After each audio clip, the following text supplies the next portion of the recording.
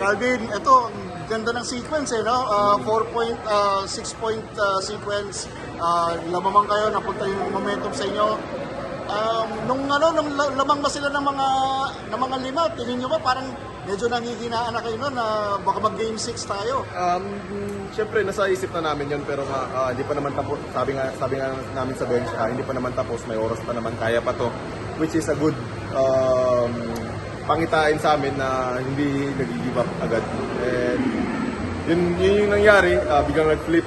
From lamang kami, naging lamang sila ng 5, pero yung 4 points saka steal ni Jordan, crucial na nakabalik kami sa laro. And ngayon, pahinga kayo, game 1, in just parang mas mahaba pahinga nyo kumpara sa series na to. How important na, lalo ka na, may mga kanina sinasak na dinadamdam. Siyempre, mas importante talaga yung pahinga na buti nga na-close out na namin yung laro ngayon and makapagpahinga kami for a couple of days at ensayo na naman. Siyempre, paghandaan namin itong finals na to. It's our 4th straight finals appearance and happy ako sa franchise and sa management namin.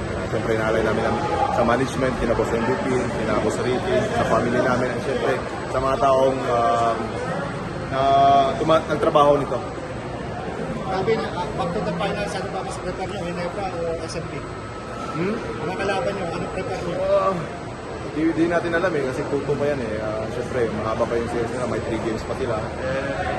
Siyempre, susubaybayan natin yung subaybayan ng mga coaches yung dalawang team na natin. Kung San Miguel ang pumasok, ay mas gigil ba kayong makalaban kasi silang pumigil ng chance sila? Ganun naman talaga Siyempre, finals yan, kailangan mo ibuhos lahat Kung tatanungin mo kung gigil, nandiyan naman palagi yan.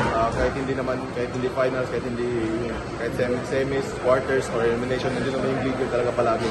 And sana magawa namin yung mga bagay na gusto namin gawin this finals. And kung sino man dyan, paghahandaan naman talaga natin. Thank you. Thank you.